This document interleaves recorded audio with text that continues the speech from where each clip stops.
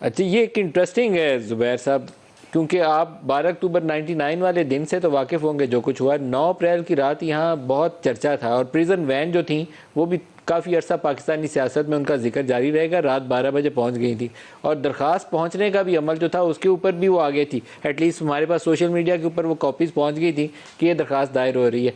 कुछ था ऐसा उस दिन, क्या था वो? मैं बताऊं कि कई चीजें होती हैं ऐसी जो कि मैं तो खैर उधर पार्लियामेंट में बैठा था वहां जब ये नो कॉन्फिडेंस मोशन के हम तब इंतजार कर रहे थे, सुबह से लेकर रात हो गई थी।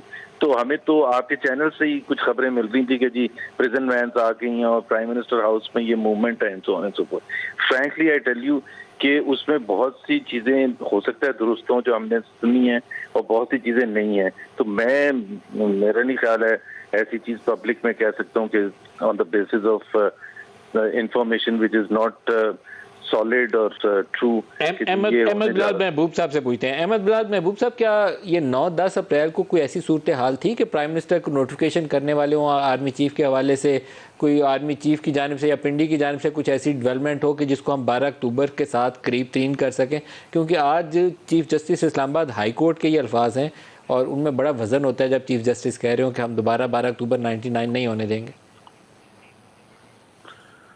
हमारे इल्म में तो कोई ऐसी चीज नहीं है जी, लेकिन गालबन वो ये रेफर कर रहे हों कि जो एक्शन उस वक्त ले चुके थे इमरान खान साहब वोट ऑफ नो कॉन्फिडेंस को किसी तरीके से सबवर्ट करने के लिए, वो बजाते खुद भी एक कॉन्स्टिट्यूशन को सबवर्ट करने के मुतरादिफ था, तो वो उसकी बात ना कर रहे हों। जरूरी नहीं कि कॉन्स्टिट्यूशन सबवर्ट सिर्फ फौज ही करती है, यहाँ फौज की तरफ से हुआ होता है माजी में। ऐसे भी हो सकता है जैसे इस केस में हुआ कि इसमें इमरान खान साहब ने, स्पीकर साहब ने, डिप्टी स्पीकर साहब ने कॉन्स्टिट्यूशन को सबवर्ट किया, क्योंकि एक वाज़े वोट ऑफ नो कॉन्फिडेंस की प्रोविजन को उन्होंने गलत किया और असेंबली को तहलील किया, तो गालबन उसको वो रेफर कर रहे होंगे। सर नहीं, वो तो मामला सुप्रीम कोर्ट के सामने पहले ही पेंडिंग था और सुप्रीम कोर्ट एक क्लियर कट डेडलाइन दे चुकी थी कि आपने इस मुद्दत में करके आना है। अगर वो नहीं करते तो सीधा मामला सुप्रीम कोर्ट में जाता और सुप्रीम कोर्ट से जैसे बाद में फैसला आ भी गया, बड़ा क्लियर कट डिसीजन था, उसमें तो इबहम नहीं था। इस्लामाबाद हाई कोर्ट में वो रात को एक सोशल मीडिया पर हमें व्हाट्सएप पर कॉपी आ गई थी कि दरख्वास्त गुजार पहुँच गए हैं 12 बजे इस्लामाबाद हाई कोर्ट के अंदर। इमरान खान उसको बार बार जलसों में दोहराते रहे कि अदालत क्यों खोली आधी रात को। मुझे लगता है कि वहाँ पे इमरान खान को या तो डाउट था या कोई ऐसी इंटेंशन थी कोई नोटिफिकेशन करने की जो बार बार तज़किरा होता है, और आज कोर्ट ने उसी का जिक्र किया। अहमद बिलाल साहब, मेरे ख्याल में खदशा था, लेकिन कोई सॉलिड चीज तो नजर नहीं आ रही थी। यानी ये किसी तरफ से कोई हो सकता है इंटेलिजेंस एजेंसीज की तरफ से कोई इशारा हो कि ये हो सकता है, इसके लिए आप तैयार रहें। सर वैसे आपको अगर याद होगा कि 12 अक्टूबर 99 को भी नवाज शरीफ नोटिफिकेशन करवा नहीं थे सके। चौधरी निसार अली के भाई थे जनरल इफ्तिखार, उन्होंने नोटिफिकेशन जारी नहीं था किया जनरल ज़ियाउद्दीन भट्ट का, इसीलिए तो सारा कुछ कोलैप्स कर गया था।